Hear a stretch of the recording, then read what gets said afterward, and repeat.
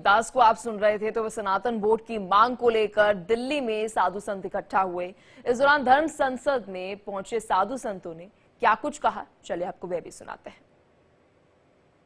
महाराज जी, सनातन board की मांग अब तेज हो गई है। दिल्ली में आज इस आयोजन को हम किस तरीके से देखें, क्योंकि देश भर से तमाम जो महंत हैं, साध्वी हैं, आप सब लोगों की उपस्थिति थी।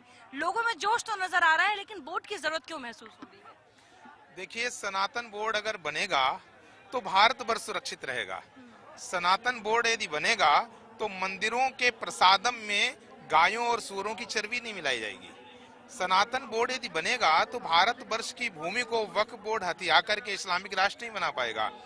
सनातन बोर्ड यदि बनेगा तो पूरे विश्व में, पूरे भारत में विश्व बंधुत्व की भावना रहेगी। सनातन बोर्ड यदि बनेगा तो वसुदैव कुटुंबकम रहेगा। सनातन बोर्ड यदि बनेगा तो भारतवर्ष में और संपूर्ण विश्व में हिंदू सुरक्षित रहेगा। सनातन बोर्ड की अत्यंत आवश्यकता है। दूसरी बात, हिंदुओं के साथ अन्याय किया गया। सन 54 में पंडित जवाहरलाल नेहरू के द्वारा ये वक्फ बोर्ड कानून लाया गया। इसके बाद में अभी यूपीए 2 की सरकार में सन 13 में इसको असीमित शक्तियां दे करके कि किसी भी संपत्ति को वो हड़पने की क्षमता उसको मिल गई है।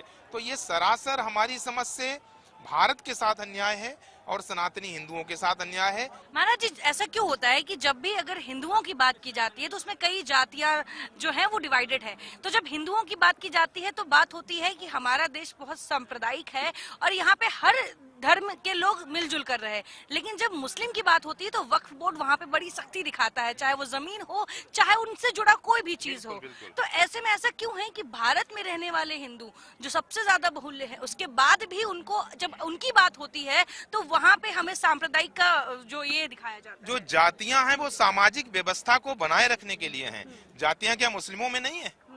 मुस्लिमों में तो कितनी जातियां हैं। मुस्लिमों में तो शिया सुन्नी तो दो ये मोटे मोटे दिखाई पड़ते हैं, लेकिन इन मुसलमानों में जैसे उनके 56 देश हैं वैसे 56 जातियां हैं। योगी जी तो सबकी आंखें खोली रहे। बिल्कुल, अगर योगी सरकार और मोदी सरकार न आती तो शायद हिंदू अभी जागृत नहीं हो पाते। ये मोदी सरकार और योगी सरकार की ही देन है कि आज हिंदुओं को पता चला कि वक्फ बोर्ड के पास कैसे कैसे नाजायज अधिकार दिए गए हैं, वो भी कांग्रेस के द्वारा दिए गए, इंडी गठबंधन के द्वारा दिए गए। मेरी सहयोगी आयुष